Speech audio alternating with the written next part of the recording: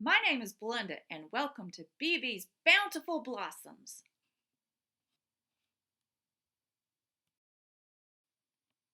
Everything on this channel, unless otherwise noted, is grown in a small town in East Texas. That's right, I actually live in a small town and not in the country. This channel represents the culmination of life changes made due to the pandemic and an LCE, a life-changing event. While everyone is now quite familiar with the pandemic, a life-changing event for the entire world, personal life-changing events usually happen when a person loses a close loved one or hits a point in life where it's clear that a change must be made. For me, that point came May 11th, 2020, when I was in the emergency room due to chest pains. I was such a workaholic that I didn't call the doctor for a day, hoping that the pain would go away, and even went to work and made phone calls regarding meetings that I had that day before actually going to the emergency room after speaking with my doctor. Thankfully, it was not a heart attack, but it was a wake-up call. The stress of work was literally killing me. I was at the highest weight that I had ever been. The doctor was quite clear. I had two choices: either change my lifestyle or get ready to die early. I chose to change my lifestyle. I gave up some of the duties at work and threw myself into things that brought me joy. You see, for years I wanted a large garden. Note that large is relative. And I also wanted bees. I told myself that I would do this next year or after this or that project was complete. Prior to the pandemic, I only had 6 3-foot by 3-foot raised bed gardens. I had started a large garden during the pandemic, which was about 10 feet by 8 feet.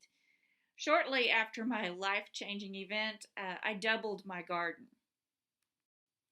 And soon that wasn't enough, so I had to quadruple the garden. And you can see in this picture, this is at the point where I'm making the quadruple-sized garden. The garden is on the side of my house, and it's visible from the street. But I didn't stop there. In 10 months, I lost 30 pounds by eating better and by gardening. The only power tool that I used in the garden was an electric tiller to break the soil the first time.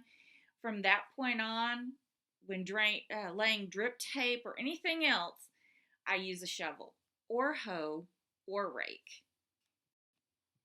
Sometimes I do use an electric drill or a nail gun, but due to an injury where I broke my finger with a power tool, the drill that is, a few years ago, I try to stay away from power tools.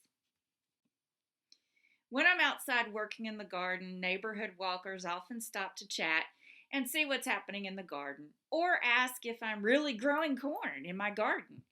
The garden has helped me to get to know my neighbors and share tips and tricks about gardening as well as all sorts of other things. Future videos will feature what I'm growing in the garden as well as what has or hasn't worked. My bees should arrive at the end of April this year. I will also feature the ups and downs of beekeeping on this channel.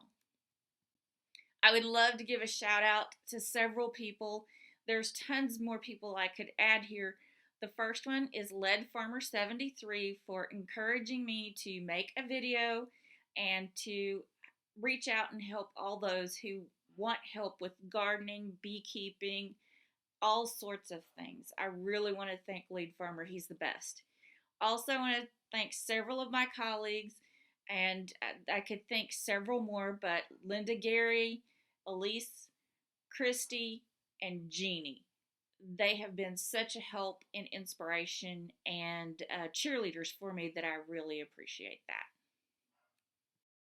If you'd like to see more of my videos, please click the subscribe button below.